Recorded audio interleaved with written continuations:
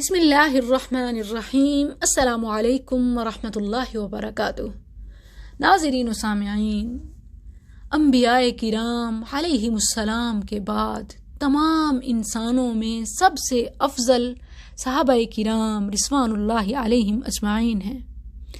تمام کے تمام صحابہ عادل، مومن کامل اور جنتی ہیں، جن کو جنت کا سرٹیفکیٹ خود رب تعالی نے دیا۔ ان کی شان میں کمی یا گستاخی سوائے کافر و منافق کے اور کون کر سکتا ہے؟ ابن عباس رضی اللہ عنہما سے مروی ہے، نبی کریم صلی اللہ علیہ وسلم نے فرمایا، من سب اصحابی فعلیہ لعنت اللہ والملائکہ والناس اجمعین۔ المعجم الکبیر للطبرانی، رقم الحدیث 12541۔ جو میرے صحابہ کو گالی دے اس پر اللہ کی، فرشتوں کی اور تمام لوگوں کی لعنت ہے۔ سورہ بجنہ آیت نمبر 8 میں اللہ سبحانہ و تعالی نے شان صحابہ میں فرمایا، رضی اللہ عنہم ورضوا عنہ۔ اللہ ان سے راضی اور وہ اللہ سے راضی۔ سورہ حدید آیت نمبر 10، وَكُلًّا وَعَدَ اللَّهُ الْحُسْنَى۔ اللہ نے ان سب سے بھلائی کا وعدہ کیا ہے۔ تمام کے تمام صحابہ برحق، معیار حق اور تنقید سے بالاتر ہیں۔ سورہ انفال آیت نمبر 4، اولئک هم المؤمنون حقا۔ یہی سچے مومن ہیں۔ سورہ بقرہ آیت نمبر 137، اللہ سبحانہ و تعالی نے صحابہ جیسا ایمان لانے کا حکم دیا، فرمایا، فَإِنْ آمَنُوا بِمِثْلِ مَا آمَنْتُمْ بِهِ فَقَدِ اهْتَدَوْا۔ اگر صحابہ جیسا ایمان لاؤ گے تو ہدایت پاؤ گے۔ ناظرین، کسی بھی امتی کو کسی بھی صحابی کی اجتہادی غلطی پر تنقید کرنے کا کوئی حق نہیں ہے، کیونکہ صحابہ وہ ہیں جن سے اللہ نے روز قیامت مواخذہ نہ کرنے کا اعلان جاری کر دیا ہے۔ سورہ تحریم آیت نمبر 8، یوم لا یخزی اللہ النبی والذین آمنوا معہ نورهم یسعی بین ایدیہم وبایمانہم۔ ناظرین، جن سے اللہ نے مواخذہ نہ کرنے کا وعدہ کر لیا، کون کیسے ان کے لیے اپنی زبان سے کچھ نکال سکتا ہے گستاخی میں؟ یاد رکھیں، جو شخص شان ابو بکر رضی اللہ عنہ میں گستاخی کرے، یا کوئی علی رضی اللہ عنہ کی شان میں غلو کرے کہ انہیں مشکل کشا سمجھے، یا جو عائشہ صدیقہ رضی اللہ عنہا پر تہمت لگائے، یا کوئی تحریف قرآن کا قائل ہو، وہ بالاتفاق کافر ہے۔ ناظرین، یہ فیصلہ قرآن کا ہے کہ تمام کے تمام صحابہ جنتی ہیں۔ کوئی بھی انسان، کوئی بھی امتی کسی بھی صحابی پر انگلی تک نہیں اٹھا سکتا۔ انہیں غلط ثابت کرنا تو دور کی بات ہے، مگر اسلام کا لبادہ اوڑھے منافق آج بھی زندہ ہیں۔ آپ دیکھ لیں کہ معاویہ رضی اللہ عنہ کو غلط ثابت کرنے کی کوششیں کی جاتی ہیں۔ کیا وہ صحابی نہیں ہیں؟ حالانکہ وہ تو صحابی ہونے کے ساتھ ساتھ خال المؤمنین یعنی مومنوں کے ماموں ہیں، کیونکہ ان کی بہن سیدہ ام حبیبہ رضی اللہ عنہا نبی صلی اللہ علیہ وسلم کی زوجہ مطہرہ تھیں۔ یہ تو کاتب وحش بھی ہیں۔ ان کے فضائل و مناقب مستند احادیث میں موجود ہیں، مگر پھر بھی معاویہ رضی اللہ عنہ کو امیر المؤمنین علی رضی اللہ عنہ اور اہل بیت کا دشمن کہا جاتا ہے۔ ناظرین، سوچنے کی بات ہے کہ بالفرض امیر معاویہ رضی اللہ عنہ سے سیاسی غلطیاں ہوئیں، بالفرض، تو کیا سیاسی غلطیوں کی بنیاد پر کوئی بھی امتی ان کی بے ادبی کر سکتا ہے؟ یا کیا اجتہادی غلطی کی بنیاد پر کوئی صحابی صحابیت کی فضیلت سے خارج ہو جائے گا؟ جب ایسا نہیں ہے تو پھر صحابہ کے نام پر یا ان کی اجتہادی غلطیوں کی وجہ سے بھی امت میں تفرقہ پیدا کر سکتے ہیں، ان کی بے ادبی کر سکتے ہیں؟ ہرگز نہیں۔ ناظرین، آئیے آج میں آپ کو ایک حیران کن حدیث سناتی ہوں۔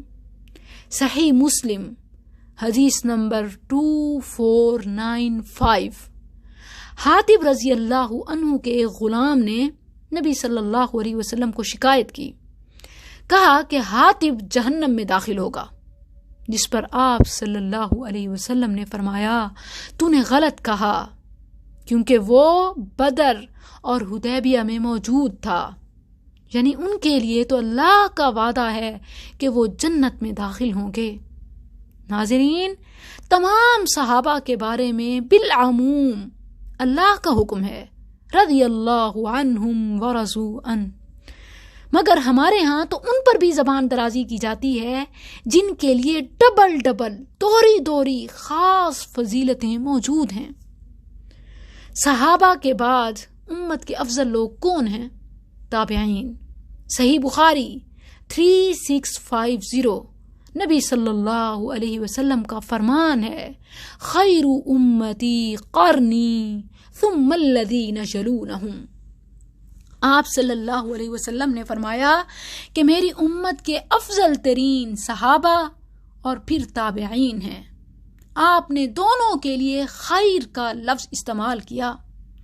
آپ سوچیں کہ جن کے لیے نبی صلی اللہ علیہ وسلم نے خیر کا لفظ استعمال کیا، جن کو آپ نے خیر بہترین قرار دے دیا، ان کو کون برا بھلا کہہ سکتا ہے سوائے کافر اور منافق کے؟ یزید بن معاویہ تابعین میں سے ہیں۔ صحیح بخاری کی حدیث کے مطابق نبی صلی اللہ علیہ وسلم نے صحابہ کو بھی اور تابعین کو بھی خیر قرار دیا۔ یزید بن معاویہ تابعی ہیں، تو پھر کون انہیں برا بھلا کہہ سکتا ہے جن کو نبی صلی اللہ علیہ وسلم نے خیر قرار دے دیا ہے؟ معاویہ رضی اللہ عنہ اور ان کے بیٹے یزید، ان کے دور میں گو کہ کچھ ایسے واقعات ہوئے جن پر دل کو تکلیف ہو سکتی ہے، جیسا کہ حسین رضی اللہ عنہ کی شہادت ہے، اور اہل حرہ کے ساتھ جو کچھ ہوا۔ یاد رکھیں کہ ان کا محاسبہ اللہ پر ہے، اس پر ہمیں کچھ نہیں بولنا چاہیے۔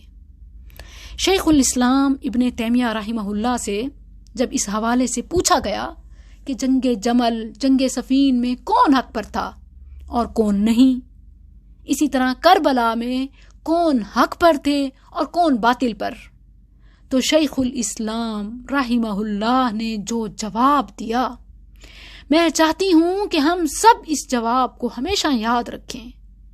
ابن تیمیہ رحمہ اللہ نے فرمایا، اس جنگ میں موجود نہیں تھا، اللہ نے میرے ہاتھوں کی حفاظت کی، اب میرا کام یہ ہے کہ میں اپنا منہ نہ کھول کر اپنی زبان کی حفاظت کروں۔ کتنی پیاری بات ہے، کتنی ہی اچھی بات ہے کہ اختلاف کے ماحول میں معاملہ اللہ کے سپرد کر دیا جائے، جبکہ یہ بھی یاد رکھیں کہ صحیح بخاری میں ہی یزید بن معاویہ کے لیے بشارت موجود ہے۔ عن ابن عمر عن النبی صلی اللہ علیہ وسلم اول جیش یغزو القسطنطنیہ مغفور اللہ، رقم الحدیث 2924۔ نبی صلی اللہ علیہ وسلم کا فرمان، میری امت کا پہلا لشکر جو قسطنطنیہ پر حملہ کرے گا وہ سب کے سب بخشے ہوئے ہیں، مغفور اللہ ہیں۔ حافظ ابن حجر اسقلانی نے فتح الباری میں اس حدیث کی وضاحت میں لکھا ہے کہ یزید اس پہلے لشکر کا امیر تھا جن کے لیے بالاتفاق یہ رسول اللہ صلی اللہ علیہ وسلم کا فرمان ہے۔ ابن تیمیہ اور امام ذہبی نے بھی یہی کہا ہے کہ اس پہلے لشکر کا امیر یزید بن معاویہ تھا کہ جس لشکر کے لیے نبی صلی اللہ علیہ وسلم نے فرمایا کہ وہ سب کے سب بخشے ہوئے ہیں۔ ناظرین، محرم کے ان ایام میں بغض صحابہ اور تابعین کھل کر نکالا جاتا ہے، اسی لیے میں نے تمام کے تمام دلائل آپ کے سامنے رکھے۔ آخر میں ایک گزارش کرنا چاہتی ہوں، نبی صلی اللہ علیہ وسلم کے فرمان کے مطابق کہ کسی عام سے عام مسلمان کی عزت کا دفاع کرنا، کسی عام سے عام مسلمان کی عزت کی حفاظت کرنا جہنم سے خلاصی کا ٹکٹ ہے، جیسا کہ جامع ترمذی میں صحیح سند کے ساتھ ابو درداء رضی اللہ عنہ سے مروی ہے۔ تو سوچئے کہ صحابہ اور تابعین کا دفاع کرنے والوں کے لیے کتنا اجر ہوگا۔ یاد رکھیں کہ یزید بن معاویہ تابعین میں سے ہے، تو یاد رکھیں کہ ان کی حفاظت، ان کی عزت کا دفاع جہنم سے خلاصی کا ٹکٹ ہے۔ اور کچھ نہیں بھی کر سکتے تو اس پیغام کو شیئر کیجئے تاکہ ہمارا نام بھی محافظین صحابہ، محافظین تابعین میں لکھا جائے۔